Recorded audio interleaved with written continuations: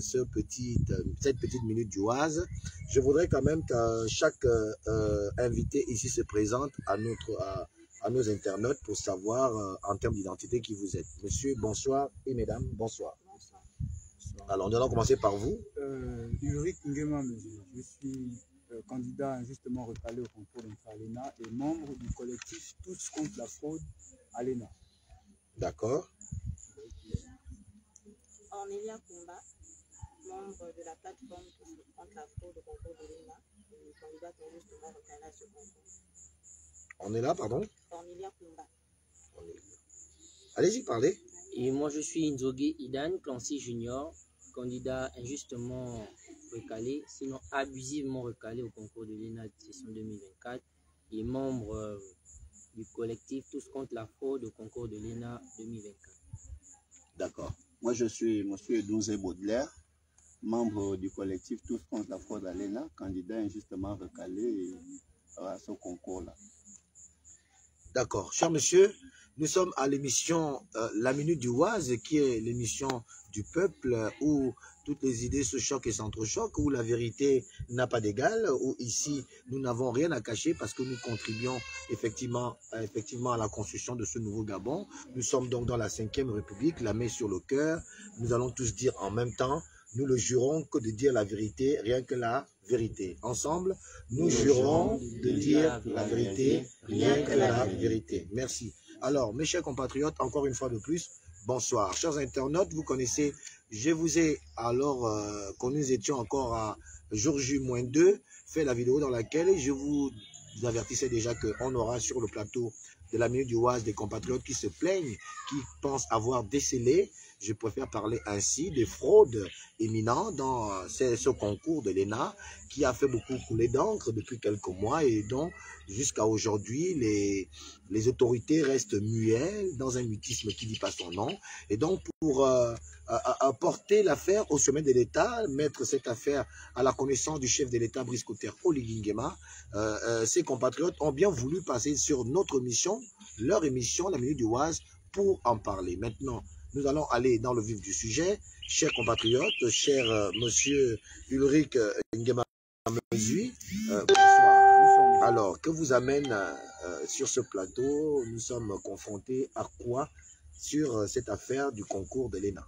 Alors, pour présenter de manière d'abord synthétique un peu de volume, parce que nous n'avons pas les... Pour présenter de manière synthétique la situation, donc nous sommes constitués en collectif pour réagir à la crédibilité que nous n'identifions pas dans les résultats du concours d'entrée à l'ENA, session 2024. Et donc, ce collectif s'est constitué au mois d'octobre, quelques jours seulement après la publication des résultats par le ministère de la fonction publique, ministère organisateur du concours. Entre le mois d'octobre 2024 et le mois de mai 2025, nous avons essuyé un nombre illimité de démarches. Nous avons tenté de contacter plusieurs autorités. Nous avons été confrontés à plusieurs tentatives de boycott sur la base justement des allégations que nous faisons. Donc on pourra revenir en détail sur les éléments qui ont justifié la constitution de notre groupe, les différentes sorties qu'on a faites, les interpellations aux autorités et la tenue... Peut-être nous dire quelles autorités vous avez saisies? Oui, je vais laisser la parole à... D'accord, oui, à monsieur Edouze Baudelaire. Quelles autorités que vous avez saisies sur cette question? Merci, merci déjà pour le plateau que vous nous offrez afin d'édifier un peu plus l'opinion publique sur la situation qui nous accable déjà depuis des mois. Avant de répondre directement à votre question, je voudrais effectivement confirmer ce qu'il dit, que les résultats du concours d'ENA ont été publiés sur la page du ministère de la fonction publique, page Facebook, au soir du 9 octobre 2024. 9 octobre 2024. Et donc, un peu de volume.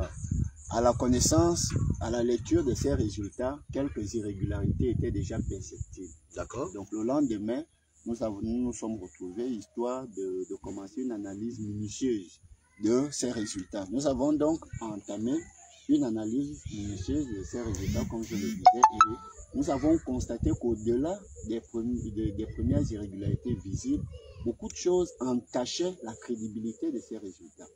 Et donc, nous avons essayé de recenser toutes ces irrégularités qui nous ont amenés à comprendre qu'en réalité, les résultats ont été... Sont bipés.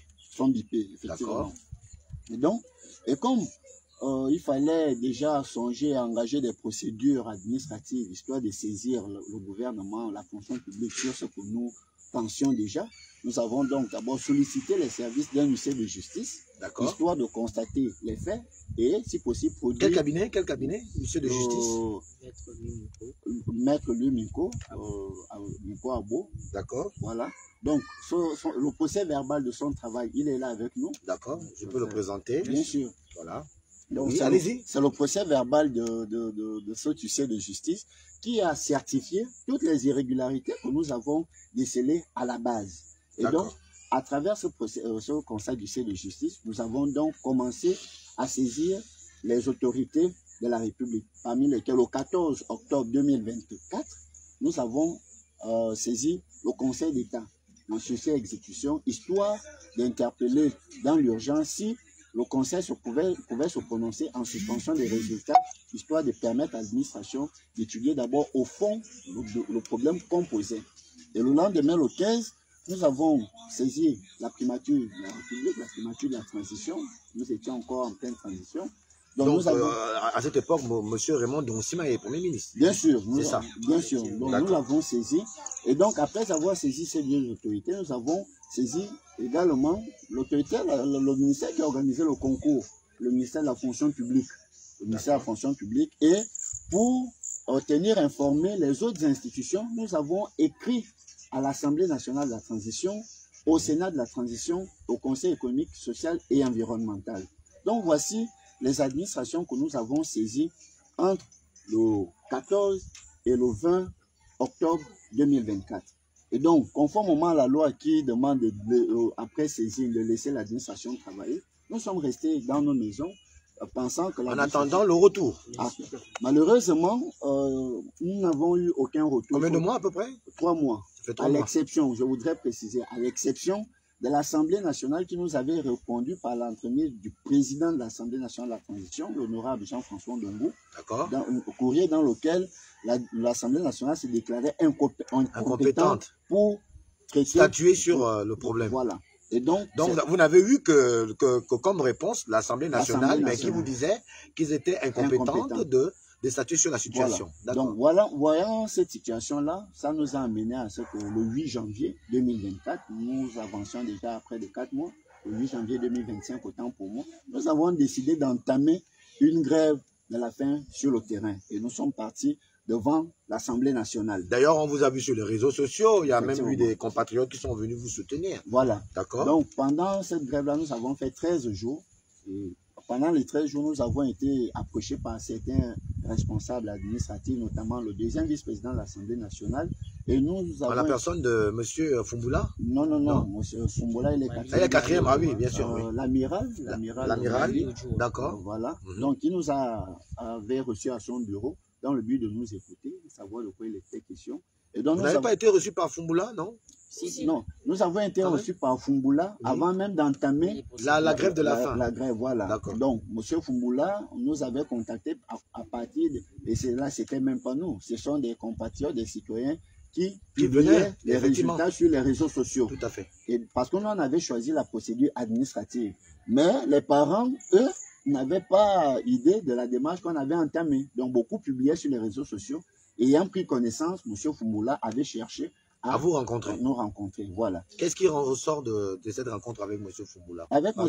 Fumboula, il était juste question de prendre un peu plus connaissance du contenu de nos revendications. D'accord. Donc, nous avons présenté à M. Fumboula nos principales revendications. Est-ce que vous avez dit à M. Fumboula, parce que c'est essentiel, c'est très important, parce que le peuple gabonais nous regarde. Est-ce que M. Fumboula avait mis au courant qu'il y avait déjà eu une approche en termes de documents envoyés à l'Assemblée pour donner l'information à l'Assemblée nationale? Vous m'avez dit tout à l'heure que vous avez fait un certain nombre de manœuvres. Donc vous avez envoyé une notification à l'Assemblée nationale. La question que je pose, c'est: est-ce que lorsque Fumboula vient vers vous, lui qui est parlementaire de la transition, quand il vient vers vous, est-ce qu'il est déjà au courant qu'il y a déjà une démarche en allant dans ce sens envers l'institution qu'il représentait? D'accord. Donc, nous avons promis de dire la vérité aux compatriotes, Nous sommes là pour aux internautes. Et donc, je préfère dire que M. Foumbula ne nous a pas laissé entendre qu'il était déjà informé de la démarche. D'accord. Lorsqu'il nous a appelés, il était question pour lui, parce qu'il milite, je m'en tiens à ces mots, il milite pour les causes justes. D'accord. Et donc, lorsqu'un citoyen se sent lésé, il interpelle le citoyen, nonobstant son statut de 4e vice-président de l'Assemblée nationale. Au-delà de ce statut, il estime qu'il compatit à toutes les situations qui peuvent accabler les compatriotes. Et donc, c'est dans cette dynamique qu'il avait cherché à nous rencontrer et nous avons exposé les faits. Ça a été alarmant et nous, le jour-là, il faut l'indiquer, nous lui avons précisé qu'une démarche avait déjà été entamée. Et dans la démarche, nous avons saisi l'Assemblée nationale de la transition. D'accord. Tout en espérant attendre la réponse. Mais nous n'avions pas encore reçu la réponse de l'Assemblée nationale. Et ça fait combien de temps à peu près? 3 mois toujours? Je vous ai parlé, nous sommes dans la fourchette du 16 au 17 octobre. Ah, Nous sommes en octobre 2020. Nous sommes en octobre. Nous sommes en octobre. Nous sommes en octobre. Et donc, c'est ayant évacué le mois d'octobre, le mois de novembre, le mois de décembre. Lorsque nous arrivons au mois de janvier, le 8 janvier, nous décidons d'aller sur le terrain. Parce que l'administration est restée muette. Et nous voulons rappeler que conformément à la législation en vigueur, l'administration dispose normalement de 90 jours pour répondre à un courrier, à une saisine qui est adressée. Est-ce que vous comprenez? Qui font 3 mois. Voilà, qui font 3 mois. Et donc, après avoir évacué tous ces 3 mois, nous avons le refus de réponse signifie, bon, le silence signifie un refus. Voilà. Et donc, nous avons constaté que l'administration a refusé de nous répondre. Toutes les administrations que j'ai citées, à l'exception de l'Assemblée nationale, je le précise, qui s'est déclarée incompétente. Le 8 janvier, nous avons entamé une grève devant l'Assemblée nationale. Et c'est pendant cette grève-là que nous avons été contactés, ou bien, j'ai envie de dire, sollicités par le 2e vice-président de l'Assemblée nationale, l'amiral Mali Odjoa, qui nous a écoutés également et qui a pris connaissance de nos revendications. Et j'ai envie de préciser que sur son conseil, il nous avait demandé de, parce qu'en réalité, conformément à la loi, le décret, l'arrêté 672, c'est cela, de 1976, qui régule l'organisation des concours administratifs en République gabonaise, précise que lorsque les irrégularités sont constatées, n'importe quel citoyen peut saisir l'administration pour demander réparation. Et normalement, lorsque une seule irrégularité est constatée, le concours peut être, l'administration peut statuer dans tous les sens, de l'annulation, de la réparation, ça dépend. Ou alors on peut annuler pour recommencer. Bien sûr, bien sûr, bien sûr. Donc, voici un peu ce que nous avons fait. Et donc, monsieur l'amiral nous avait demandé d'être assez flexible vis-à-vis de l'administration et de relancer l'administration cette fois-ci en produisant quelques pistes de solutions. Parce que nous devons également aider l'administration à réfléchir. Voilà pourquoi le 20 janvier, nous avons relancé 3 administrations principales sur conseil de l'amiral, notamment la primature de la transition, le 20 janvier. Donc, ça, c'est la 2e fois qu'on relance la primature. L'Assemblée nationale de la transition. Après avoir épluché les 3 mois. Après avoir épluché les 3 mois. Et le Sénat de la transition. Et donc, certains pourront dire qu'on est en train d'inventer tout le paquet que vous voyez là. Ce sont les différents accusés de réception. Les accusés de réception de toutes les administrations. Une minute. Peuple gabonais, nous sommes là pour la vérité. Je sais que je suis un peu distant parce qu'il a fallu qu'on essaie de trouver un format qui puisse faire rentrer tout le monde dans l'objectif. Et donc, je vais vous faire une petite lecture que là, dans ma main, j'ai effectivement un courrier adressé à la haute attention de l'honorable député président de l'Assemblée nationale de la transition. Objet, demande d'interpellation du gouvernement. Ça, c'est le premier document. Ça, c'est le deuxième. Hein? C'est le 20. Ça, c'est le deuxième. Bon, enfin, le premier document que je présente, on va dire. Voilà, c'est le premier. Ça, c'est le premier document qui a été envoyé à l'Assemblée nationale pour interpeller le gouvernement de nos compatriotes. Ensuite, nous avons un deuxième courrier. Effectivement, c'est pour montrer toute toute la vérité et la véracité de ce que disent nos compatriotes sur ce plateau. Et ici, j'ai à la haute attention de la vénérable sénatrice présidente du Sénat de la transition, Libreville demande interpellation du gouvernement. Donc, voilà la deuxième notification de nos frères au Sénat de la transition. Voilà. Et là, elle est de l'accusé de réception, je vois le 20/1er 2025. Et elle a été signée Libreville le 20 janvier 2025 également. Donc l'accusé de réception rentre cadre effectivement à la date de dépôt. Voilà. Le Sénat a été interpellé sur cette affaire. Nous allons voir le troisième document. Voilà. Et ici, je peux lire pour vous. À la bienveillante attention de monsieur le Premier ministre, chef du gouvernement de la transition, Libreville objet, recours hiérarchique en annulation des résultats définitifs du concours d'entrée à l'école normale, à l'école nationale d'administration, donc l'ENA, j'y arrive, en date du 9 octobre 2024, donc la date de la publication des résultats. Et donc, j'ai ici effectivement qu'on appelle ça encore un accusé de réception effectivement de la primature, hein, qui est ici aussi en bas, juste un peu là, ce qui prouve que effectivement la primature a été saisie. Là, c'est le 14 octobre. Et là, nous sommes le 14 octobre. Le 14 octobre, nos compatriotes ont saisi la primature. À l'époque, Raymond Donsima est encore Premier ministre de la transition. C'est celui-là. Bon, et voilà. Nous avons encore un autre qui est là, que je vais me faire plaisir de vous lire. Et donc là, c'est à l'attention, à la bienveillante attention de madame, à la bienveillante attention de madame le premier président du Conseil d'État. C'est fait à Libreville, objet, recours aux fins de susciter, aux fins de sursis plutôt, à exécution des résultats définitifs du concours d'entrée à l'école nationale d'administration l'ENA du 9 octobre 2024, donc la même date. Et le centre et l'accusé de réception a été signé le 15 octobre 2024. Voilà.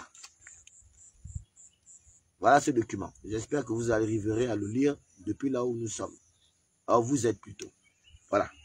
Ce qui signifie qu'effectivement, les dires de nos compatriotes ne sont pas erronés. Leurs dires sont avérés. Là, nous avons un autre document encore qui concerne finalement à la très haute attention de son Excellence, Monsieur le Président de la Transition, Président de la République, chef de l'État. Objet, demande d'intervention concernant les résultats du concours d'entrée à l'École nationale d'administration l'ENA, session 2024.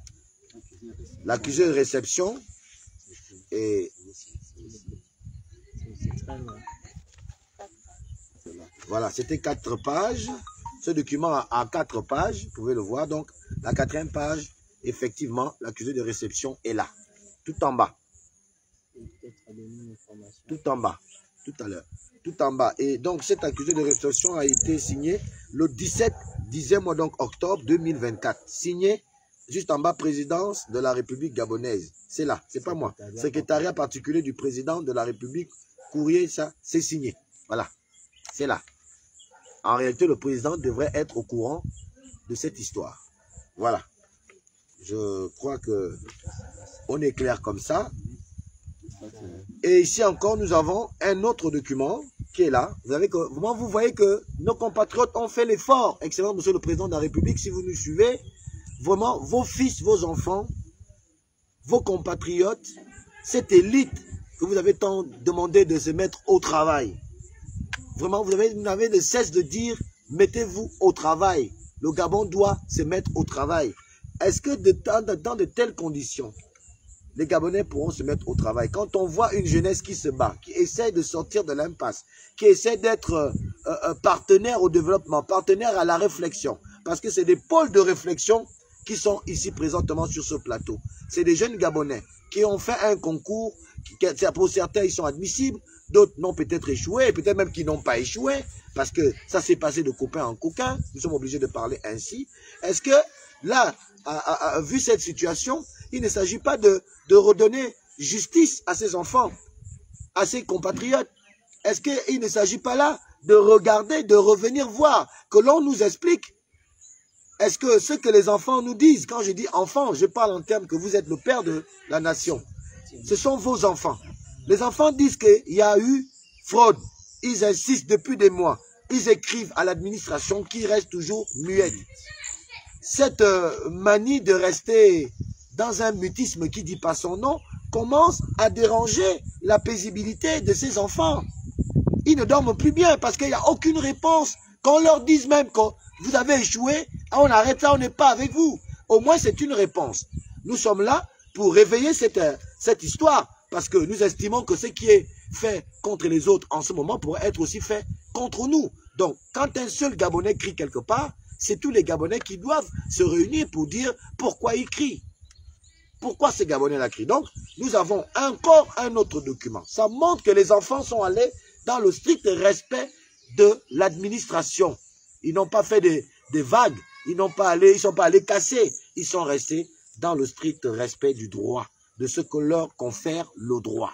Ils ont saisi les autorités compétentes pour évaluer la situation et donner une position qui puisse leur rassurer ou qui puisse leur faire en sorte que ce problème soit définitivement mis hors de leur pensée.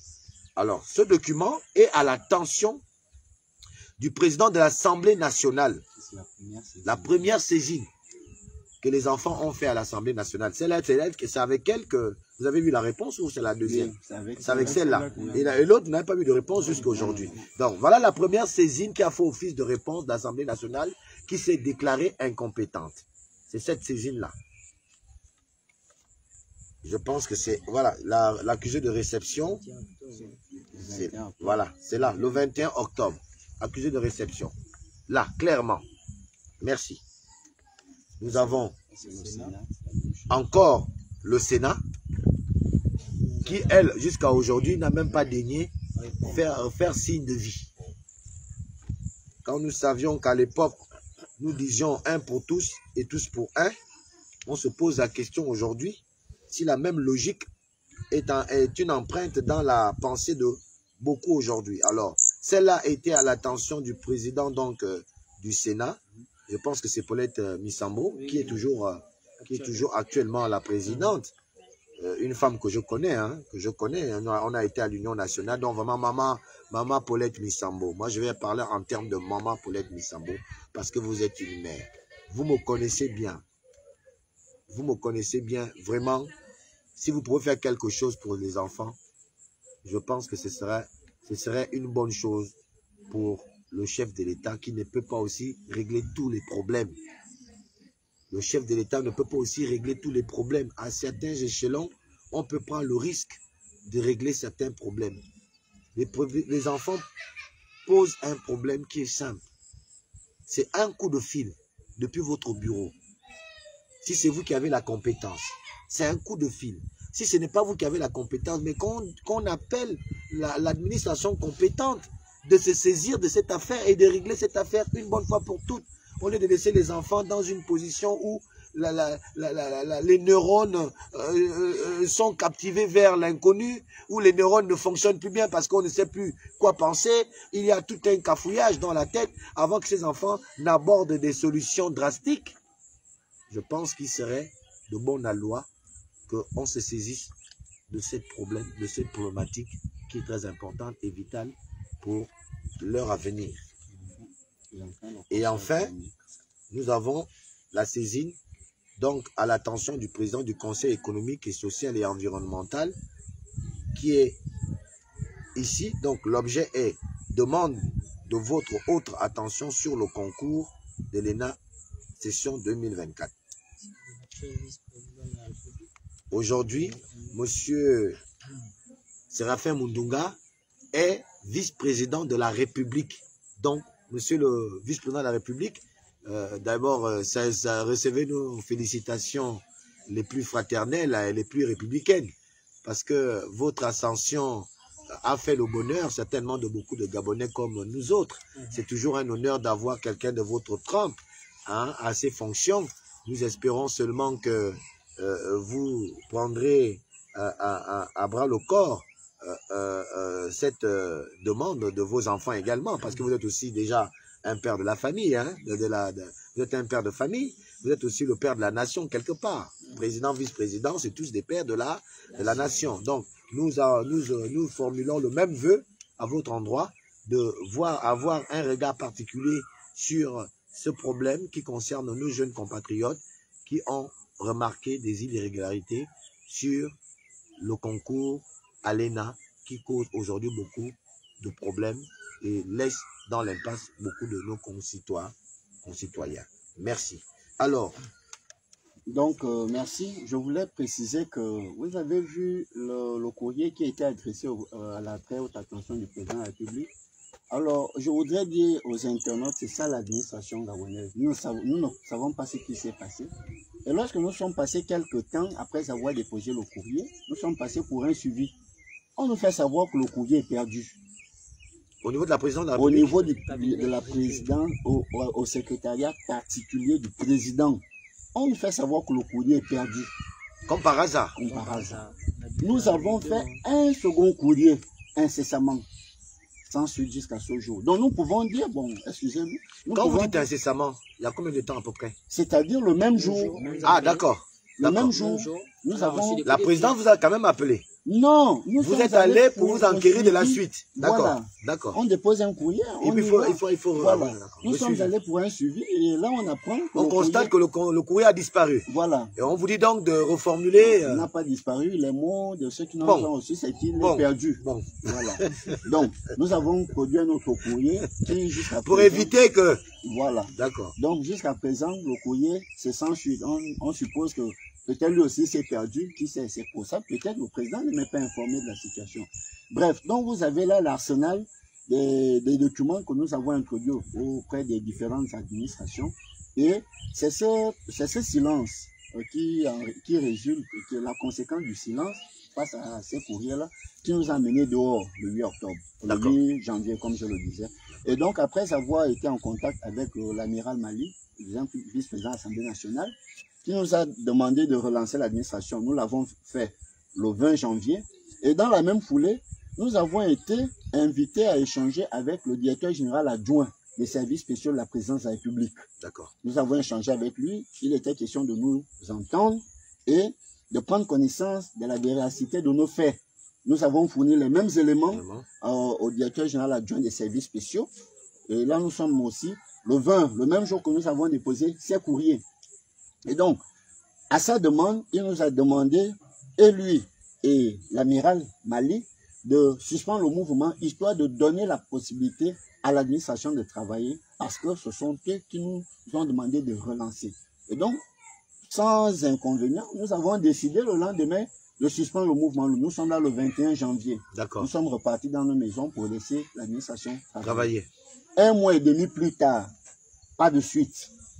1 mois et demi plus tard, pas de suite. Et l'ENA intensifie déjà ses activités pour lancer les cours. L'année académique. L'année académique. Voilà pourquoi le 3 mars, nous sommes revenus sur le terrain.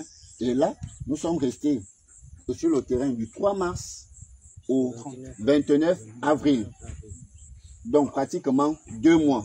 Jour et nuit, sous le soleil, les moustiques, les pluies, vous-même vous savez, vous connaissez la saison dans laquelle nous nous trouvons en ce moment. Donc nous avons essuyé toute cette humiliation de la nature, malheureusement parce que nous pensons mener un combat noble. Et cette fois-ci, toutes les personnes qui nous ont approchés pour suspendre à nouveau, nous avons dit non. Nous ne partirons d'ici que lorsque nous aurons une solution concrète. S'il s'avère que ce que nous disons est faux, que l'administration nous dit ce que vous dites est faux, on rentre chez nous. Mais tant que l'administration ne nous répond pas, on ne bouge pas. Et donc, le 6 mars, le Premier ministre, par l'entremise de son directeur de cabinet, le 6 mars, avril le 6 mars, par l'entremise de son directeur de cabinet, nous a envoyé un courrier dans lequel, malheureusement, nous l'avons oublié. Allez-y, allez-y. Dans ce courrier, il accusait bonne réception du courrier du 20 janvier. Avant de suspendre le mouvement de grève. Donc, il accusait bonne réception du courrier et des pistes de solutions que nous y avons introduites et qu'il allait commettre de ces techniciens, ses collaborateurs pour une étude approfondie sur la meilleure décision à prendre. Malheureusement, la transition vient de terminer. Le Premier ministre, l'ex-Premier ministre, a démissionné sans suite à ce travail qu'il avait dit qu'il menait et qu'il allait nous revenir dans les meilleurs délais. Certainement, les meilleurs délais ne sont pas arrivés jusqu'à la fin de la transition. Ce qu'on va faire comprendre aux compatriotes qui nous regardent, c'est qu'entre cette réaction du Premier ministre Raymond Donsima, à l'époque, donc, Premier ministre de la transition, et lorsqu'il vient déposer sa démission, il passe combien de temps? Donc, du 6 mars, oui. Et il démissionne le 2 janvier, le 2 mai, parce que l'investiture a lieu le 3. Donc, on va dire 1 mois et demi à peu près. 1 mois et demi. Donc, il se passe 1 mois et demi sans réponse, sans rien. Jusqu'à ce que, finalement, Raymond Donsima a démissionné donc, de son poste de Premier ministre. Voilà. Ce qui vous rejette encore dans une impasse. Et aujourd'hui, on peut tout à fait comprendre votre sortie d'aujourd'hui, où vous avez voulu essayer d'attirer encore une fois la sonnette d'alarme sur votre situation qui est précarisée, à un stade que vous nous compreniez. Non, mais tenez-vous tranquille, c'est pas la meilleure. Le meilleur reste à venir. D'accord. Et donc, dans ces situations avant la démission du Premier ministre, nous sommes contactés par les conseillers, le cabinet militaire du Premier ministre de la Transition.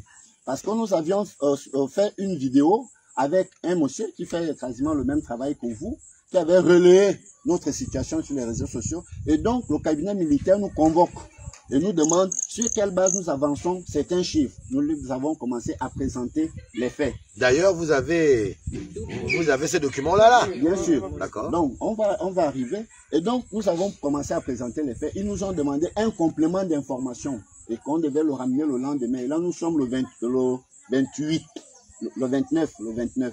Et donc, nous sommes en train de travailler le 29 au niveau sur le document complémentaire. Sur le document, voilà. Et nous sommes répartis en groupe de travail pour produire le travail attendu. Très rapidement, c'est aussi important. Finalement, vous êtes à combien? Bon, on va dire que... Dans votre mouvement d'humeur, vous êtes à peu près à combien? J'ai envie de préciser une chose. D'accord. Nous sommes, les recalés à ce concours sont au nombre de 349. D'accord. Mais... tous les 349, vous connaissez la psychologie du Gabonais de manière générale. Il y en a qui ont peur. Voilà. Et donc, nous sommes actuellement sur le terrain de la justice, une cinquantaine. D'accord. J'ai envie de le préciser. C'est très bien. Allez-y. Sur le terrain de la justice, il y a d'autres, naturellement, qui, pour des raisons professionnelles, parce que il y a également les internes, il y a d'autres qui, pour des raisons professionnelles, ne sont pas avec nous, ils sont en province, ainsi de suite. Donc, lorsque vous faites le tout, nous approchons la centaine. Mais lorsque vous arrivez sur le terrain, d'accord, c'est une cinquantaine de personnes qui est là jour et nuit. Sinon, vous êtes surtout les premières têtes qui est en avant de ce... Il n'y a pas de... Nous sommes des délégués, pour le présent plateau, tout comme n'importe quelle apparition, nous déléguons. Donc nous pouvons dire que au moment où nous sommes en train de parler sur ce plateau, vos 50 éléments sont en train de suivre ce que nous sommes en train de faire. Bien entendu. Et ils en prennent acte et ils vont en fait en même temps déjà récupérer donc cette vidéo que nous sommes en train de filmer pour les partager dans les différents pour que le chef de l'État soit au courant. Merci. Vous savez que la force des réseaux sociaux, vous qui venez d'être nommé par le chef de l'État, nous savons que Raymond Donsima n'est plus Premier ministre. Il a démissionné, il a fini sa tâche.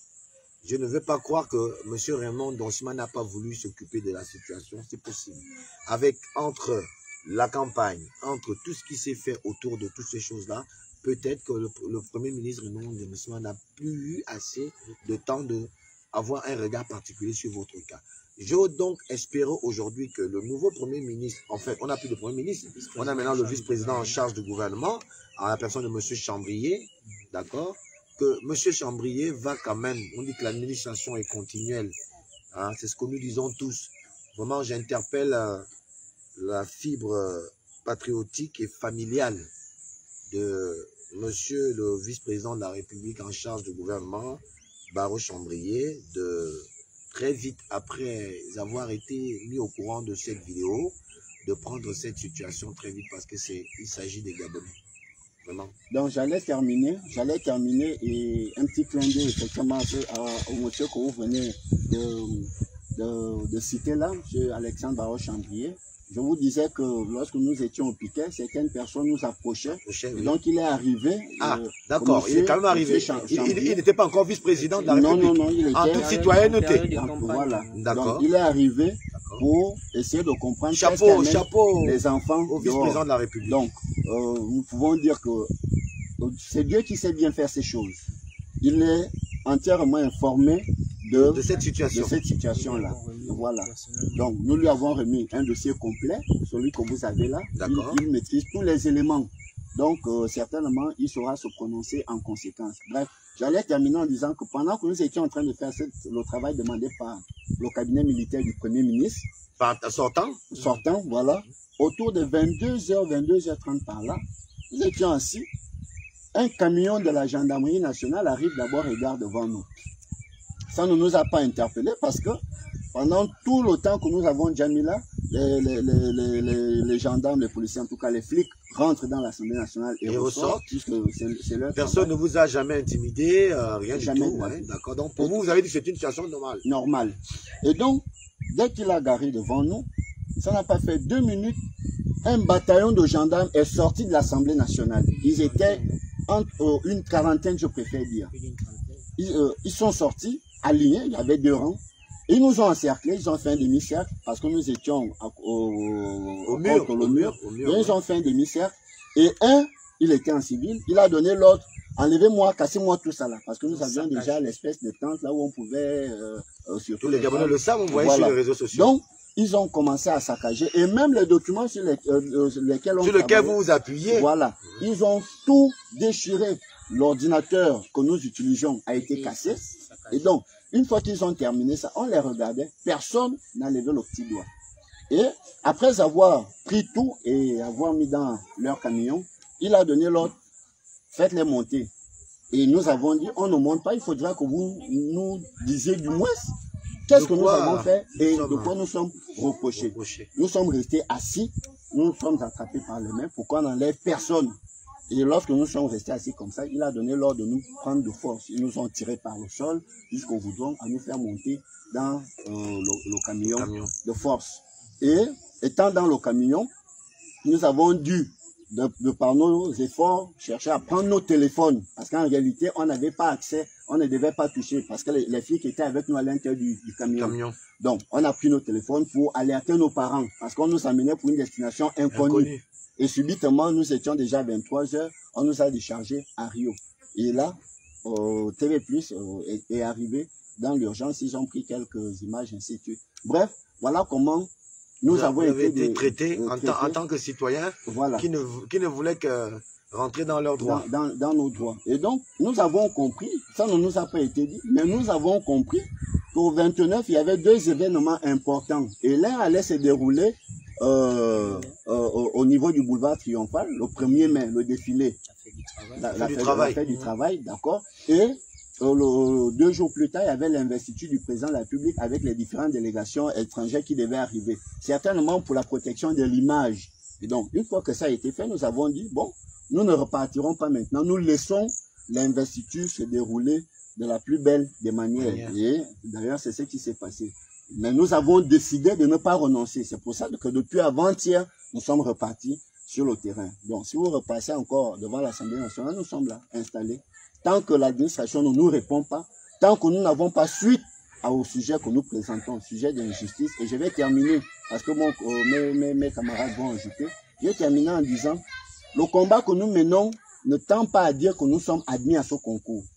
Nous disons qu'il y a eu des irrégularités qui ont été certifiées par un huissier de justice. Et le mutisme de l'administration nous amène à comprendre que ce que nous disons est avéré. Et il faut que les choses de cette nature-là cessent dans ce pays. Pourquoi? Parce que aujourd'hui, il s'agit de nous. Mais qu'est-ce qui est réservé aux générations futures? Est-ce que nous sommes appelés à vivre ce type d'injustice de manière répétée dans le temps?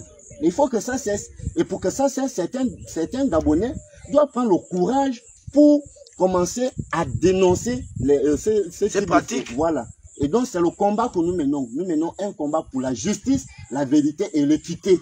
Ce sont les 3 valeurs que nous dénonçons. Et nous le faisons et nous avons été confortés par le discours d'investiture du président de la République lorsqu'il citait les Saintes Écritures en disant « c'est la justice qui élève un peuple ». C'est le président qui l'a dit. Et chaque Gabonais peut essayer d'interpréter cette parole-là pour comprendre que ce que nous faisons, nous ne faisons que rentrer dans la dynamique impulsée par le chef de l'État. Vous vous réappropriez. Merci. Donc, j'en ai terminé, c'est ce que je pouvais dire. Nous nous réapproprions donc les dires du chef de l'État qui a dit qu'un pays ne s'élève que si c'est un pays juste ou prône donc la justice. Vous l'avez compris des mots de notre frère Edouze Baudelaire qui dit qu'il s'approprie les termes du chef de l'État, qui s'approprie des promesses du chef de l'État, qui a promis aux Gabonais non seulement la dignité, mais il a promis la justice aux Gabonais. C'est sur ces termes-là qu'ils se basent avec leur comité qui lutte effectivement pour la clarté des concours en République gabonaise. Il a dit également, ce qui est fait contre nous aujourd'hui peut être fait contre vous également. Donc, cher peuple gabonais, partagez ce live. Il faudrait que le premier citoyen de la République, Brice Clotaire Oligui Nguema, président élu à 94,85% quand même, des suffrages des Gabonais, soit mis au courant de cette situation si jamais le chef de l'État n'est pas encore mis au courant de ça. Il s'agit de l'excellence. Nous prenons de mettre à la place qu'il faut des personnes qu'il faut. Si nous commençons à détruire une élite par des concours mafieux, eh bien, comprenez que cet idéal est perdu d'avance. Excellence, monsieur le président de la République, si vous tombez sur cette vidéo, ce sont des jeunes Gabonais, des compatriotes qui ne veulent que justice. Ils ne prétendent pas avoir gagné ou d'avoir perdu ce concours. Ce qu'ils veulent, c'est qu'il y ait la clarté dans ce concours qui, ma foi, selon les éléments que nous avons ici, est finalement un machin de concours, pour prendre l'expression comme au quartier. Alors, nous avons écouté des hommes, nous avons une femme. On peut dire que les hommes exagèrent. Vous savez que les femmes restent toujours la mamelle allaitante. C'est elles qui nous nourrissent. Ce sont nos mamans, même qu'elles soient petites ou grandes. Ce sont celles qui portent la vie et qui donnent les premières éducations. Alors, ma chère Ornelia Kumba, c'est ça? Oui. Je n'ai pas écorché? Non, c'est ça. C'est vraiment Ornelia Kumba. Oui, Vous êtes pour nous? Oui. Ça, c'est sûr. Oui. Une bonne pour nous, hein? Oui. Ornelia, Oui. que peux-tu nous dire à la suite de ce que tes confrères ont déjà dit ici? Est-ce qu'il y a quelque chose qu'ils n'ont peut-être hormis de dire, parce que c'est en équipe aussi, qu'on trouve toujours à redire ce qui n'a pas, à dire ce qui n'a pas été dit.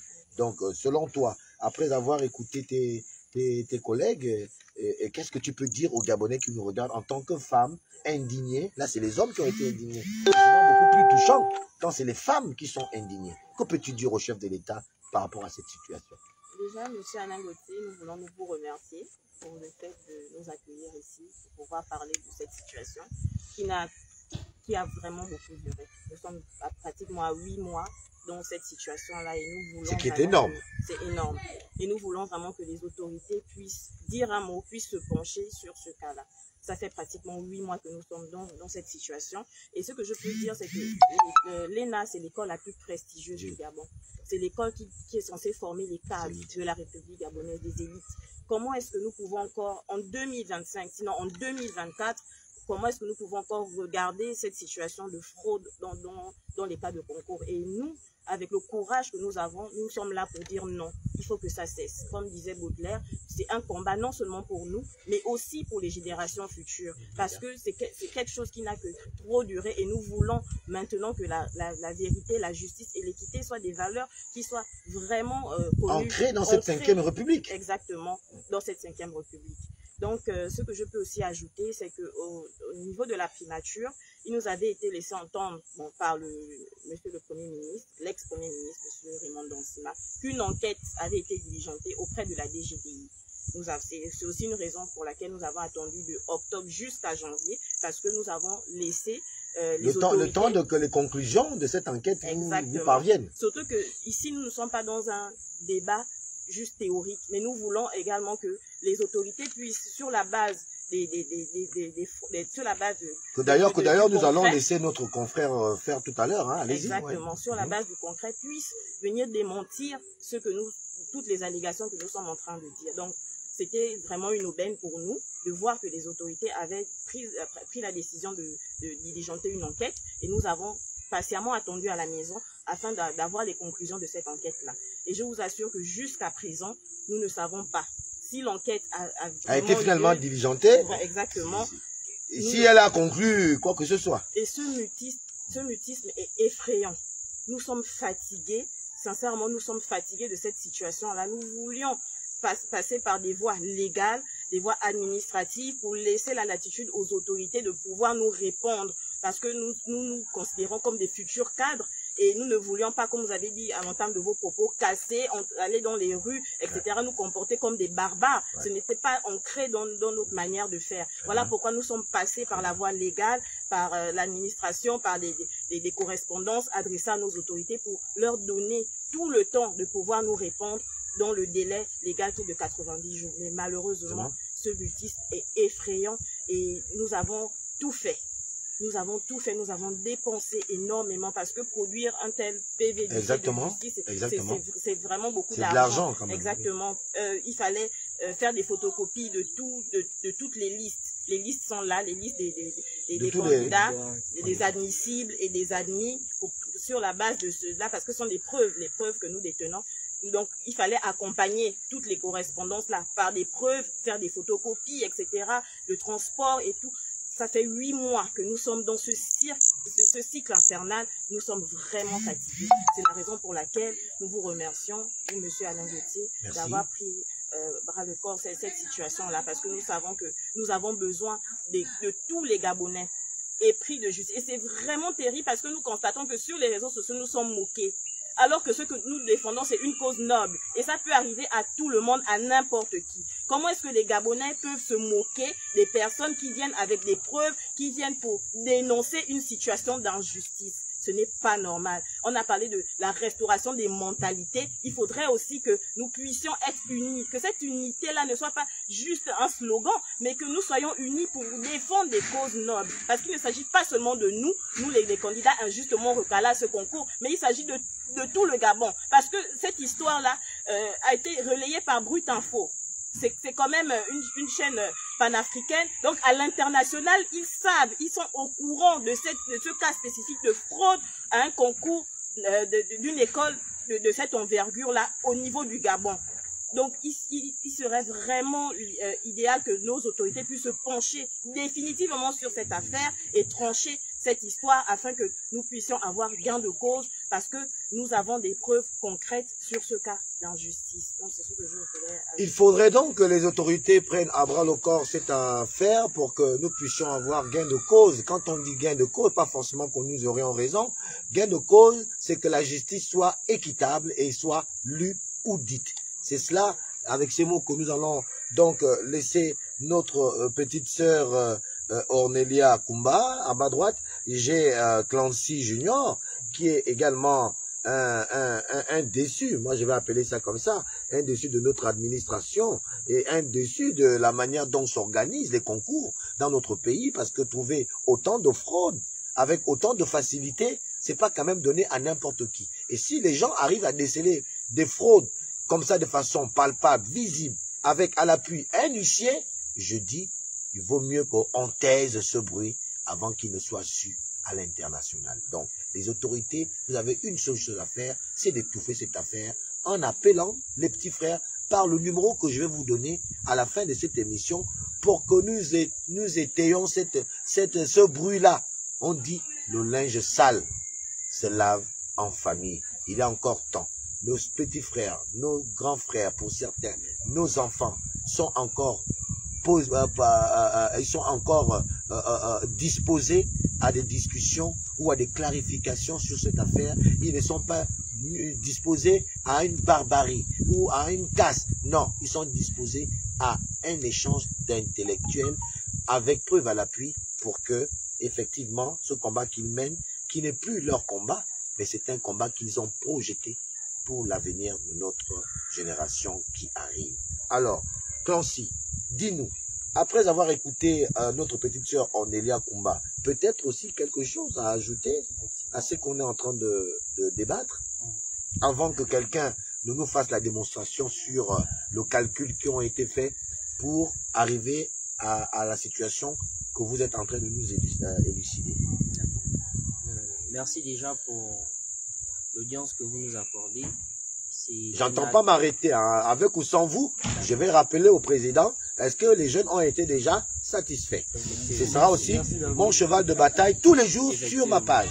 C'est un geste patriotique très louable. Et d'ailleurs, je vous remercie déjà sur le plateau. Alors, j'aimerais commencer mon propos par dire que le contexte, en fait, de notre manifestation, c'est le courage que le président de la République, actuellement, qui était président de la transition, a eu lorsqu'il est venu mettre fin à un système dictatorial. C'est-à-dire que ce système s'était ancré dans la fraude, mais c'était la fraude électorale. Et ici, nous dénonçons la fraude au concours de l'ENA. Donc, parallélisme des formes, la démarche s'ancre plus ou moins sur le même élément de fond, la fraude. Donc, nous voulons déjà rappeler au président de la République que nous sommes épris du même courage et que notre combat porte sur le même gène qui, aujourd'hui, ternit la République gabonaise. Et ajouter que nous sommes déçus, très déçus, parce que lorsque nous remarquons toute la procédure que nous avons dû s'arrimer, l'administration centrale, c'est-à-dire la primature, et toutes les autres institutions que nous avons saisies n'ont pas daigné nous répondre, à l'exception de l'Assemblée nationale. Pire, nous avons également saisi le Conseil d'État à 2 reprises et nous n'avons pas été entendus, c'est-à-dire que le Conseil d'État ne nous a pas reçus, ne nous a pas entendus, ne nous a pas communiqué. Enfin, eux aussi également, ils ont gardé le mutisme. Voici pourquoi je dis nous sommes déçus et nous avons l'impression que ce silence, ce mutisme a été entretenu. Voici pourquoi je martèle encore, nous avons été déçus. Nous aurions bien pensé que l'administration n'était pas informée, mais nous avons pris le temps d'informer toutes les administrations capables aujourd'hui d'apporter la pierre à l'édifice afin que la vérité sur ce concours puisse être clairement énoncée à l'opinion nationale. Mais ça n'a pas été fait. Donc, comment pouvons-nous concevoir que toutes les administrations du Gabon, même les tribunaux qui sont censés être indépendants et rendre la justice au nom du peuple et pour le peuple, puissent se taire? Est-ce que c'est dans cette démarche que nous pourrions aujourd'hui bâtir l'essor vers la félicité? C'est une question que nous laissons à l'appréciation de tous les internautes, de tous les Gabonais et même des autorités aujourd'hui qui sont en charge de piloter la République gabonaise. Donc, face à tout cela, nous revenons encore pour dire que nous n'entendons pas baisser les bras. Et nous avons encore été confortés, comme l'a dit mon confrère ici, parce que le chef d'État l'a dit dans son discours d'investiture, que la 5e République qui nous est chère impose une exigence qui nous emmènera à combattre l'impunité, l'injustice, la cupidité. Mais le concours de l'ENA aujourd'hui est un fait patent. C'est un fait patent sur lequel nous interpellons toutes les autorités afin que le discours du président de la République a eu à énoncer, notamment l'injustice, notamment l'impunité, la cupidité, puisse être aujourd'hui anéanti, combattu avec la plus forte énergie. Donc, c'était peut-être pour planter le décor et donner nos appréciations sur les faits aujourd'hui sur lesquels on débat. Nous sommes pris donc par le temps, la nuit va tomber et les internautes ont déjà bien saisi l'importance de votre démarche. Je ose aussi l'espérer que les autorités nouvellement nommées ont déjà, à partir de cette vidéo, parce que je sais que je suis beaucoup suivi et beaucoup d'entre vous êtes déjà même peut-être là à l'écran en train de suivre, vont prendre acte de vos revendications qui sont légitimes. Il nous reste une seule chose à faire, histoire de ne pas avoir parlé pour rien. Peut-être vous faites cette démonstration. Sur quelle base vous vous appuyez pour déceler cette fraude que vous dites qui a eu lieu dans ce concours de l'ENA? Alors, merci. Et avant d'entrer de plein pied, juste une précision que j'aimerais faire rapidement. Un peu, oui, à haute voix, en regardant l'objectif. Vous avez, monsieur Ngomo, vous avez fait quelque chose que peu de Gabonais sont parvenus à faire. C'est-à-dire présenter notre problème par rapport à son enjeu.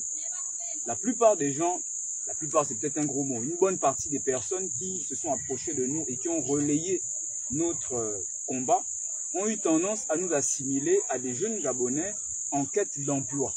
Ce qui n'est pas nécessairement faux. Mais le cœur du problème que nous posons, c'est celui de la fraude, de l'impunité. Il ne doit plus exister. Justement.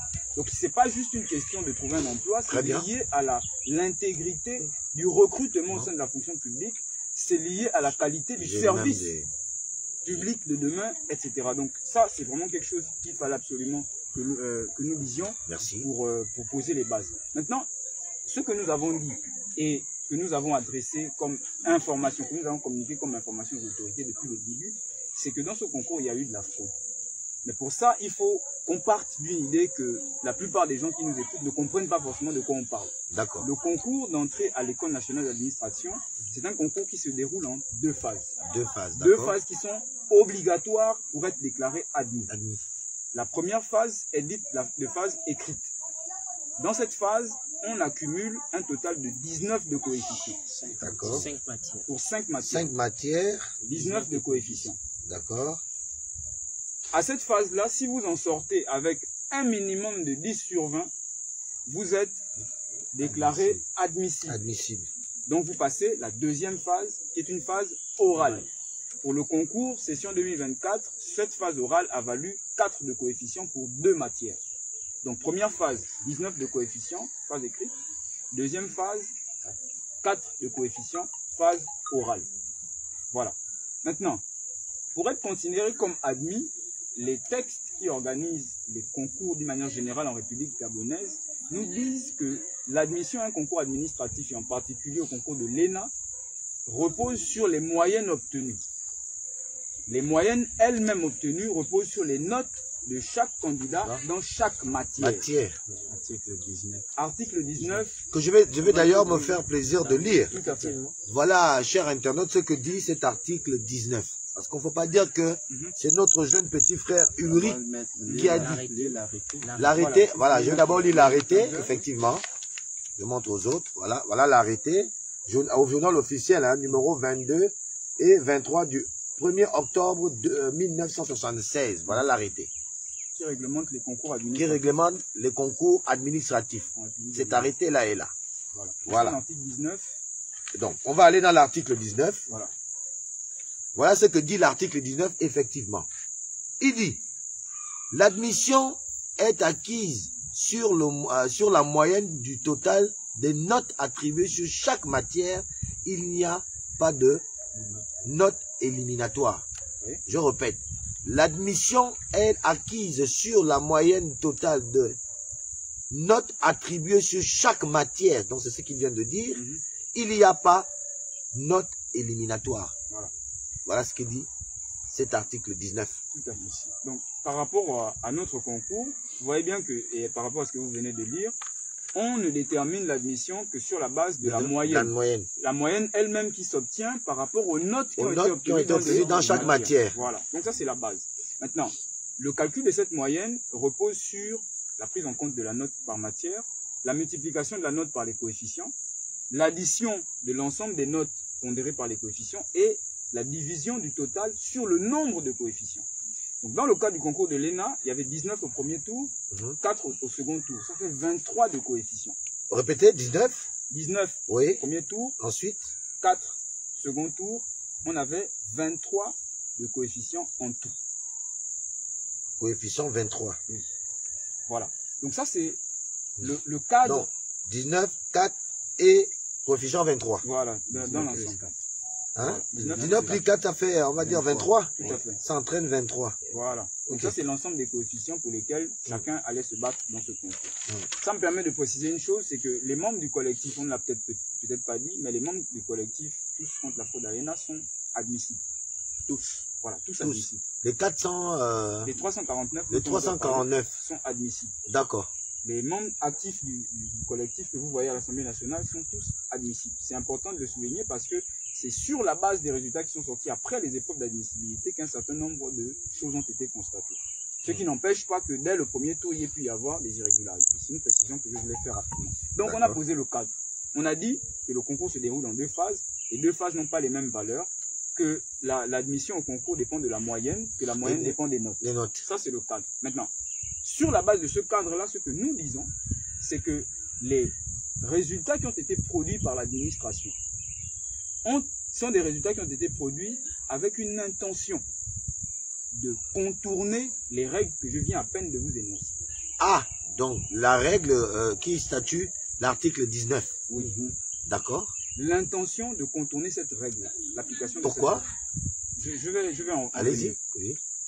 Donc, l'intention, il y avait parce que, en appliquant la règle, vous n'auriez pas les mêmes personnes que vous trouvez sur la liste des 450 admis. Ah, d'accord, ok. Et donc, vous êtes appuyé, si je comprends bien, hein, vous vous êtes appuyé sur le nombre de personnes au départ, c'est ça? Au départ, vous êtes 3000.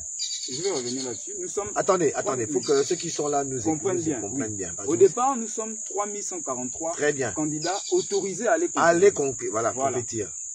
De ces 3143, d'accord, 799 sont déclarés admissibles. Admissibles. Voilà.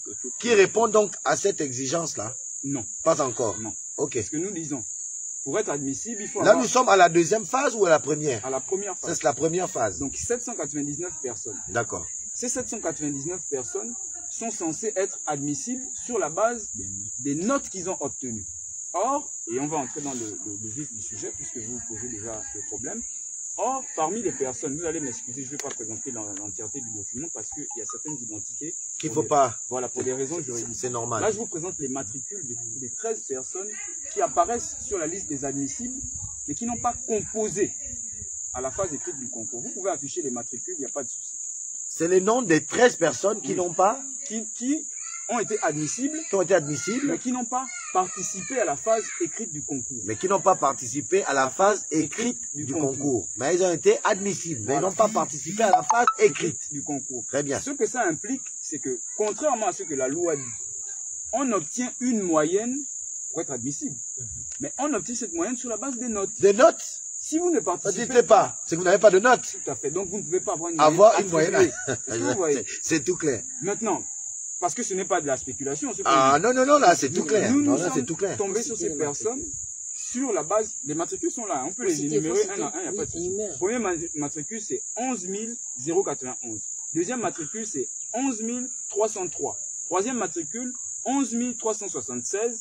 Quatrième 11 415. Cinquième 15 172, sixième 16 128, septième 21 143, huitième 21 172, neuvième 21 178, dixième 21 214, onzième 27 078, douzième 27 087 et enfin 13e 28 025. Nous mettons n'importe qui au défi. Une question. Oui, allez-y. Les matricules sont faits sur quelle base? Les matricules ne sont que des numéros d'identification des candidats. Qui n'ont rien à voir avec le nombre de candidats. Non, qui n'ont rien à voir avec le nombre de candidats. Donc ça ne suit pas la logique, ils sont 3000, mais matricule 1, 2, 3. Ce ne sont que des repères que l'administration utilise d'accord, c'était important. Voilà, individualiser. Parce que je me posais la question, ils sont 3000, pourquoi ils sont déjà à 15 000? Oui. Il faut que tout le monde comprenne. Voilà, tout à fait. D'accord. Préciser que lorsque vous voyez 11 000, 1, ça renvoie à une filière. Voilà. 1, 2, ça renvoie à une autre filière. Voilà. Vous verrez que lorsqu'on dit 11 000, ça c'est exclusivement les externes. Lorsqu'on passe à 21 000, c'est les internes. Les internes. Voilà. Ça, ce sont les... Ah, d'accord. C'est les codes. Vous voyez que ça, par exemple, ce sont des numéros sur la base desquels on peut identifier les candidats parce qu'on ne veut pas afficher de noms ici. Des noms. Pour ne pas atteindre on appelle ça comment encore en droit? Atteindre à l'intégrité. Ou à la vie privée, en fait. Voilà, ou à la vie privée. On évite de partager les données. Ce qui est normal. Les conséquences peuvent être difficiles à Tout à fait. Donc, sur ce terrain-là, nous, ce qu'on dit, c'est que, à partir du texte, le texte a dit, vous êtes admissible sur la base de la moyenne, vous êtes admis sur la base de la moyenne. Il n'y a pas de moyenne ici, mais on est quand même admissible. Voilà, ça c'est la première chose. La première remarque. Par rapport à ça, la deuxième remarque qu'on fait, c'est que ces personnes-là, encore une fois, tout le monde peut aller faire sa recherche, vous allez identifier. Vous pouvez même aller jusqu'au CEDOC. Toutes les listes. Parce que parmi ces personnes, il y a des personnes qui n'étaient pas physiquement sur le territoire au moment où on passait les examens. Or, il était obligatoire d'être sur le territoire pour passer les examens. Vous pouvez aller au CEDOC, on scanne les passeports des gens, et le CEDOC peut établir qu'il y a des personnes qui n'étaient pas sur le territoire. Donc ce qu'on raconte, c'est sérieux. Les gens peuvent aller faire l'enquête. Sur la base des matricules cités ici. Cités ici, là. On n'est pas cité de personnes. Voilà. Donc ça, c'est des éléments palpables. Maintenant, le problème, et c'est la deuxième, j'ai envie de dire, c'est le deuxième niveau d'intensité, c'est que quand vous regardez les moyennes de ces personnes, c'est la même moyenne. Ces personnes ont eu 10,00. Oh, comme par hasard. Ça ressemble curieusement. Ils ont eu Ça ressemble 10, curieusement. Et nous avons cité les matricules tout simplement point vue. Comment ça? Comme je vous le dis. Donc, non, attendez, parce que là, ça risque de m'arranger. vais... Non, ça veut dire quoi, cher internaute? Je sais pas, peut-être j'ai pas bien compris. Ça veut dire que voilà des éléments qui sont 13, qui n'ont non seulement pas concouru, hein, mais qui se retrouvent avec des moyennes bizarrement de 10,00. C'est pas incroyable ça? Identique. Et ouais. je disais que on a cité les matricules tout simplement, c'était pour inviter les spectateurs à aller vérifier, faire le travail eux-mêmes. Pour vérifier. Pour que la vérité sur ce que nous disons puisse être constatée d'eux-mêmes. Donc vous voyez, on les a identifiés. On sait que parmi eux, il y en a qui n'étaient pas sur le territoire, mais on sait que tous n'ont pas pris part aux épreuves écrites. On sait aussi qu'ils ont eu la même moyenne.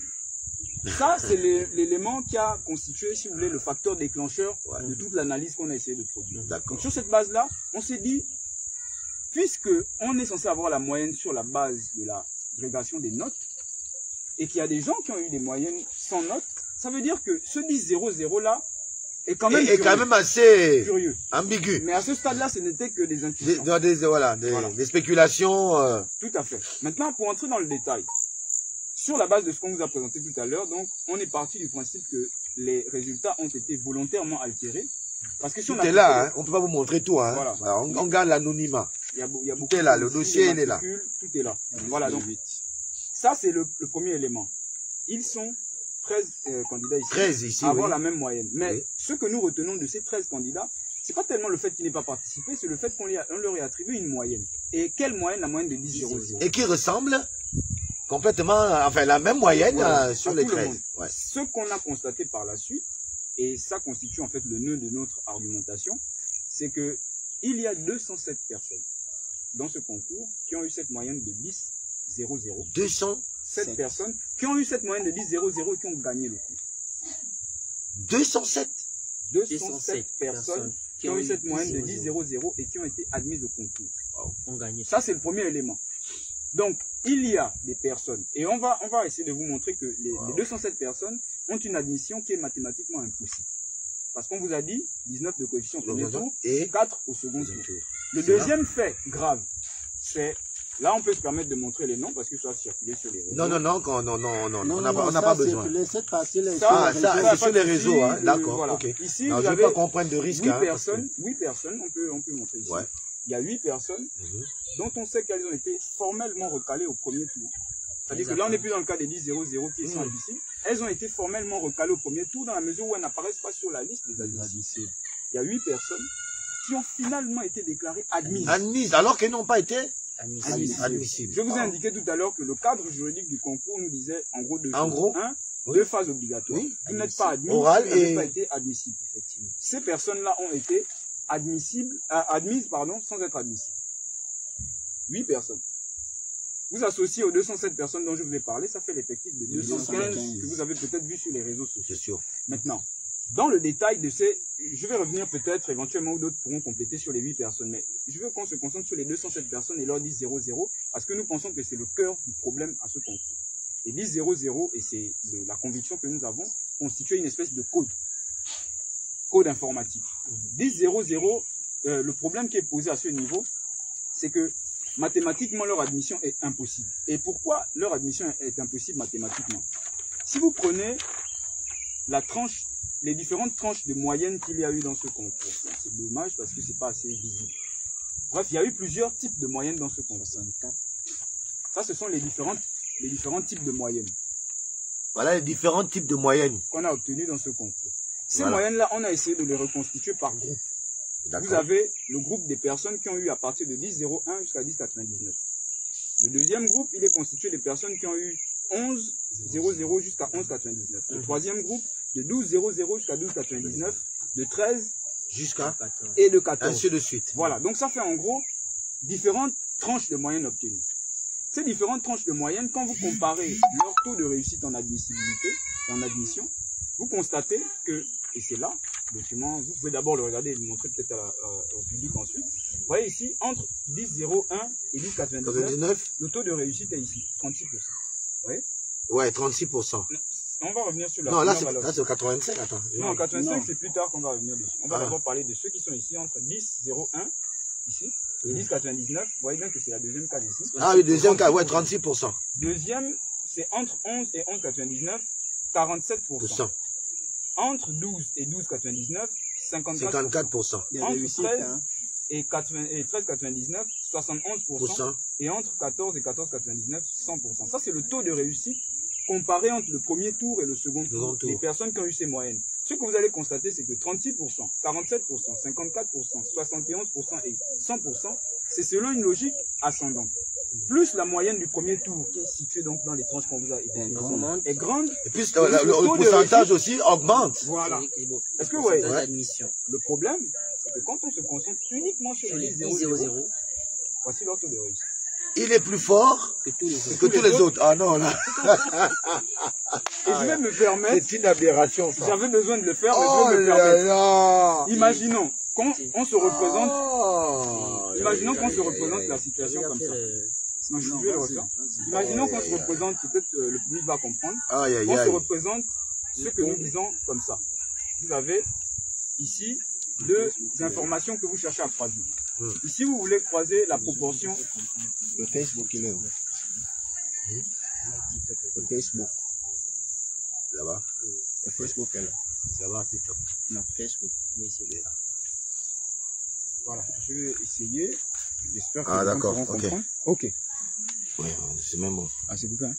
Voilà, donc, essayons de nous représenter l'information qu'on venait à peine de communiquer là, dans laquelle on vous a dit que le taux de réussite interpelle aussi sur l'anomalie de ce 10,00. Donc, imaginons qu'on croise deux informations, la proportion de réussite et les tranches de moyenne. D'accord. Voilà. Vous avez les personnes dont les moyennes sont situées entre 10,01 et 10,99 ici. Les personnes dont les moyennes sont situées entre 11,00 et 11,99 ici. Les personnes dont les moyennes sont situées entre 12,00 et 12,99 ici. 13,99 ici. Et enfin 14 jusqu'à 14,99. Voilà. Et ici, ça c'est donc les différentes proportions de réussite. Vous avez les 10,00 aussi. Voilà. Je vais les placer un peu plus tard, juste pour que les gens suivent la progression du raisonnement. Donc ici, on a, on va dire 10%, 20%, 30%, 40%, 50%, 60%, 70%, 80%, 90%, 100%. Voilà. Donc, cette première tranche de moyenne, on a dit tout à l'heure que c'était 36%. 36. 1, 2, 3, quelque part ici. Ouais. Voilà. Donc, la barre vient là. Oui. Voilà. Deuxième tranche de moyenne, on a dit que c'était, quelqu'un peut m'aider, 47%. Attendez, le document était là à peine, je ne sais pas où je l'ai mis. Tu n'as pas écrit dessus, c'est pas ça que tu écris. Ah ouais, c'est juste derrière, oh là là. Ouais, mais on va regarder, c'est pas grave. Voilà, donc, deuxième, c'est 47%. Ouais. On va placer 47 ici. 1, 2, 3, 4. C'est là. Quelque part, quelque part, ici. À peu près, hein. Ouais. Voilà. Troisième valeur, c'est, est-ce qu'on est là? 54%. 54%. Donc ici. On va imaginer que on est à 1, 2, 3, 4, 5, quelque part là. Quelque part ici. Voilà. Pour ça. Donc ici. Voilà. 13, c'était 71%. 1, 2, 3, 4, 5, 6, 7. Donc ouais, ici. quelque part là. Voilà. On est là pour 13. Voilà. Et enfin, 14. On a dit 100%, donc on sait que c'est déjà à la fin. Oui. On est ici, à peu près. Au sommet. Voilà, donc, je vais me permettre de prendre le stylo rouge. Oui. Si on fait la courbe, voilà. Elle est ascendante. Ça veut dire ascendante. Voilà, plus la moyenne est forte au premier tour, plus le taux de réussite est important. Plus la proportion de personnes ayant réussi est importante. Mais là, curieusement, oui. Quand on place le 10-0-0 quelque part ici, oui. On a dit tout à l'heure que c'était 1, 2, 3, 4, 5, 6, 7, 8. Donc 85% c'est là. Quelque part là, oui. Qu'est-ce qui explique? C'est impossible. C'est-à-dire que c'est-à-dire vous ça pouvez... c'est une courbe. Cette courbe-là n'est pas logique, voilà. Elle est illogique. La seule... Non, vraiment, vous-même, internaute, regardez la courbe. On n'a pas été tous des... Non, mais ça, c'est... Voilà, on n'a pas été tous des génies en stats ou en maths. Bon, c'est quand même le système de courbe que c'est toujours... Oui, on connaît quand même les courbes de variation. Parce que voilà une courbe de variation qui ici est à 85%, ainsi de suite. En même temps que les moyennes augmentent, c'est en ascendant. Mais bizarrement, ce qui commence d'abord au départ, commence déjà, vous-même regardez. Très haut. Ça commence très haut.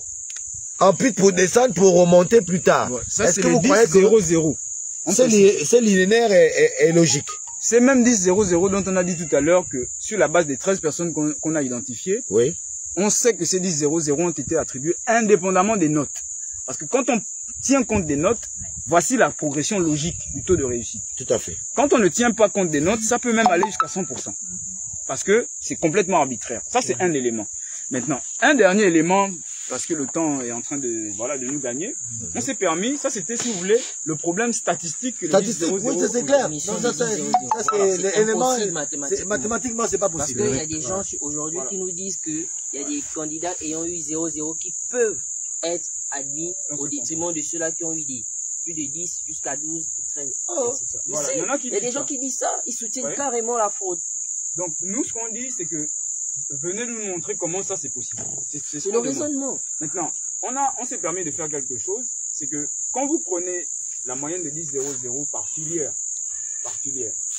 vous apercevez quelque chose d'étrange aussi. On s'est imaginé une situation dans laquelle les personnes qui ont eu 10-0-0 au premier tour avaient 20 sur 20 aux épreuves orales au second tour. Vraiment, hypothèse absurde. Absurde, oui. Dans cette situation, le maximum que quelqu'un puisse aller chercher au second tour, c'est 11,74. 73 en réalité, mais on va pousser à 74. Donc on a cherché les personnes dont les moyennes, dès le premier tour, atteignaient les 11,74. Si vous prenez la filière administration parlementaire, ils sont déjà 30. Et je peux vous dire que sur les 30 personnes ici, il n'y a qu'une seule personne qui a été déclarée admise. Or, parmi les personnes qui étaient en administration parlementaire, qui avaient 10-0-0, il y a 8 personnes qui sont arrivées devant les 30 personnes dont je vous parle. Au second tour. C'est comme je vous l'explique. Là, je ne vous suis plus là. Attendez, on va prendre la liste vous allez voir. Et on va regarder. Non, là, je ne vous suis plus là. C'est-à-dire que... Je suis perdu là. Vous voyez, ici, l'administration parlementaire, il y a 85 personnes qui sont admissibles. Ouais, 85 personnes. À la fin, les admis sont 15. C'est ici. Je vais appuyer rapidement. Les admis en administration parlementaire, pardon, sont au nombre de 15. Voilà, c'est là. Voici les 15 personnes admises en administration parlementaire sur les 85 ici. 15. Dans les 15 qu'on vous cite là. Externe. Oui, externe. Ouais. Dans les 15 qu'on vous cite, il y a 8 personnes qui ont eu la moyenne de 10-0-0. On est même allé trop loin en fait. Au tout début ici. Tous les noms qui sont cochés en rose là. Ils ont eu 10-0-0, 10-0-0, 10-0-0. Et là, ils sont à la 85. Il y en a qui ont eu les 11, les 12, machin. Voilà. Et ils ne sont pas là-bas. Je vais vous prendre un exemple. Voilà. Regardez par exemple, regardez quelqu'un ici. Je ne vais pas citer le nom, mais regardez la moyenne. Lui, il a eu 12,68. Vous regardez le nom ici. Ok. Regardez dans la liste des admis. S'il est présent. Son nom commence par E. Hein. Ouais, je vois. Ah non, il n'est pas là. Il n'est pas là. Mais on retrouve à l'intérieur 8 noms, 10-0-0. Il a eu 12,68. Oh, non, il n'est pas là. Voilà. Non, il n'est pas là. Oui, c'est le concours des 10-0-0. Oui. Regardez vous-même. Hein. Oui, 12,68. Et il n'est pas là. Il n'est pas là. Oui, c'est les externes là. Oui. Ah. Non, il n'est pas là. Il n'est pas là. Il n'est pas là. Voilà. Mais je vois des gars qui ont combien là? Ici, non, ici, il n'y a pas eu les moyens. Pas les moyens. On va en venir pour. Non, il n'est pas là. Pour finir. Effectivement, il n'est pas là. Et ça, c'est un exemple comme ça qu'on vous donne. Oh, 12 là-bas, 10 se retrouve là-bas, 12 se retrouve pas là-bas. Vous voyez? Ah, ça, c'est un élément qu'on vous donne. Sur la base de ce qu'on dit là. Nous, ce qu'on dit, c'est que non seulement ces moyennes-là, donc l'admission ici, ne sont pas obtenues sur la base de ce que les règles prévoient, c'est-à-dire que la moyenne se constitue sur la base de la note, mais en plus de ça, c'est volontairement que l'administration n'a pas tenu compte de ça. Et l'une des traces de cette intention de contourner la règle, c'est l'absence des moyennes dans le document de... En fait, c'est qu'il essaie de dire... Les admissibles, toutes les irrégularités sont interliées. Ouais. Chaque irrégularité a un impact sur un autre. Ouais. C'est-à-dire que l'intention ici est caractérisée pour tout simplement contourner la loi, pour favoriser X au détriment de Y. Effectivement. Donc, c'est clair. Si on applique la règle, c'est clair. Comme je vous l'ai dit tout à l'heure, ce ne sont pas les mêmes personnes qu'on retrouve ici. Non. Donc l'intention de dissimuler, elle est clairement visible dans le fait qu'on ne mentionne pas les moyennes. Parce que si on doit mentionner les moyennes, on va retrouver les 10. Quand on veut cacher, c'est les 10 qu'on veut cacher là-dedans. On va devoir expliquer comment le 12 ne se retrouve pas où il y a les 10. Et donc, on ne met pas les moyennes. Surtout quand on sait que l'article 15 du décret, de l'arrêté 007 dit, sont déclarés définitivement admis au concours de l'ENA les candidats ayant obtenu les meilleures moyennes dans les limites des places définies à l'article 7. Meilleures moyennes. Meilleures moyennes. Et lui fait partie des meilleures moyennes puisqu'il dit se retrouve là-bas. Mais là encore, c'est dans les admissibilités. Mais ici, ils n'ont pas daigné afficher une seule moyenne. Donc, on pourrait même remettre en cause ces listes-là qui ont été publiées parce que tout simplement, l'administration n'a pas répondu à l'exigence d'afficher les moyennes. Est-ce que vous voyez? Comme l'exige effectivement le texte. En fait, ce qu'implique le texte, c'est qu'effectivement, on doit pouvoir identifier ses meilleurs moyens. Bien sûr. Mais vous vous rendez compte que par rapport à ce qu'on dit, ce qui est encore plus choquant, c'est la proportion. Parce qu'il y a quand même 200 personnes, 207 personnes dont on parle. Et 207 personnes dont l'admission est mathématiquement impossible, ça veut dire qu'il y a 207 personnes au moins qui ont été injustement recalées à cause de ça. Pourquoi? Parce que dans un concours, c'est pas comme le bac ou un examen. Le bac, même s'il y a 1000 personnes qui ont la moyenne supérieure ou égale à 10, on prend tout le monde. Le concours, si vous entrez, je pars. Est-ce que vous voyez? Donc, à partir du moment où il y a plus de 200 personnes dont l'admission est mathématiquement impossible, ça veut dire qu'il y a plus de 200 personnes qui ont été retirées de la liste des admis alors qu'elles méritaient d'en faire partie. Des admissibles comme des admis. Donc, dans la nature, au moment où on parle, il y a 215 Gabonais environ qui doivent être considérés comme admis au concours de l'ENA, qui sont en train de stresser, de déprimer pour certains d'entre eux, pour certains, qui sont en train de rejeter complètement le pays, qui sont en train de dénoncer le travail qui est fait par les nouvelles autorités, etc. Parce qu'il y a des brebis galeuses, des récalcitrants, qui ne veulent pas en fait comprendre que le pays est en train de changer. Effectivement. C'est à ce niveau qu'on place les enjeux. Et si vous permettez, juste dire que, comme on l'a dit au début, c'est pas juste une question de ENA, pas ENA. Ce qu'on pose là, c'est que l'ENA, c'est 8 filières. Les 8 filières, si vous voulez, parcourent à peu près les administrations les plus stratégiques du pays. Vous avez la santé, vous avez la formation scolaire et universitaire, vous avez la diplomatie, vous avez l'administration générale, vous avez les impôts, vous avez l'administration du travail, vous avez l'administration parlementaire, vous avez l'administration économique et financière. Quand vous prenez ces 8 filières, ce que ça veut dire, c'est que vous avez raté l'occasion de recruter des gens qui sont compétents, parce qu'ils ont travaillé dur pour mériter la moyenne, et qui sont intègres, parce qu'ils n'ont pas recouru à des services frauduleux. Vous vous privez de ces personnes-là pour faire fonctionner l'appareil administratif de demain, premièrement. Deuxièmement, ces personnes compétentes et intègres dont on a besoin pour faire fonctionner l'appareil administratif demain, leur travail a un impact direct sur le quotidien des Gabonais. En termes de santé, en termes de droit du travail, même. En général. Troisièmement, ces personnes sont nécessaires pour exécuter le projet de société du président de la République. Parce que si on continue à avoir les mêmes brebis galeuses qui ont été recrutées ou sélectionnées dans les concours par voie frauduleuse, vous attendez à ce qu'on continue à avoir des résistances mentales qui vont freiner en fait la dynamique dans laquelle le pays se trouve. C'est de ça qu'il s'agit quand nous dénonçons des fraudes au-delà de nos situations particulières.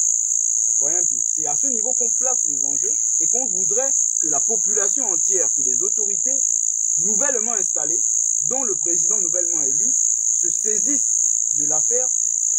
une fois pour toutes envoyer un message extrêmement fort pour leur faire comprendre à ceux qui font ce genre de choses que nous ne sommes plus dans l'ancien système où l'impunité caractérisait les comportements administratifs. Parce que s'il y avait un signal avant que le concours ne se tienne, que l'impunité est derrière nous, je vous garantis qu'on n'aurait jamais assisté à ce genre de spectacle. C'est macabre. Mais heureusement que nous avons l'occasion avec les nouvelles autorités de montrer que le pays est en train de radicalement changer. C'est de ça qu'il s'agit. Il y a peut-être aussi un autre argument qu'on a... Très rapidement, parce que... L'argument du fait qu'il n'y a pas eu de notes.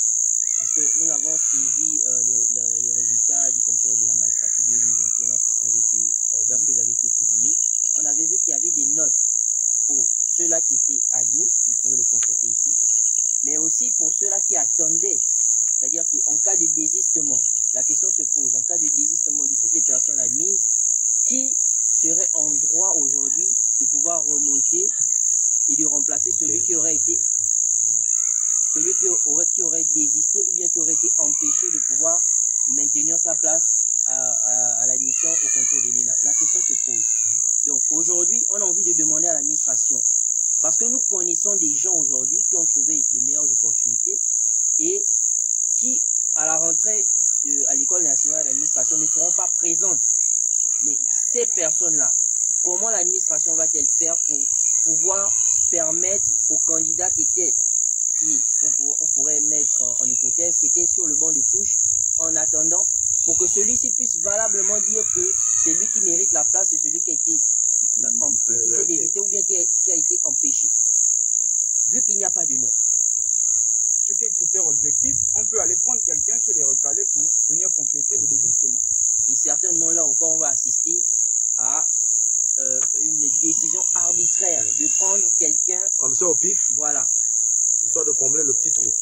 Bon, écoutez, chers internautes, je pense que vous avez été édifiés sur cette problématique qui est très sérieuse et qui, ma foi, à mon humble avis, risquerait au fil du temps, hein, si les choses continuent ainsi, comme l'a dit mon jeune petit frère ici présent, qui nous a fait une démonstration magistrale qui ne comporte aucun doute, à mon humble avis, parce que tout est enfin clair, que cette situation qu'il soulève aujourd'hui pour que les hautes autorités, que le président effectivement aujourd'hui élu se prenne, hein, prenne la décision, pas se prenne, j'allais dire prenne la décision de au moins avoir un regard, ne serait-ce que aller regarder que pourquoi le chat, non c'est pas le chat, on dit souvent que si tu entends l'oiseau pleurer dans la nuit, c'est que sa couchette a été dérangée.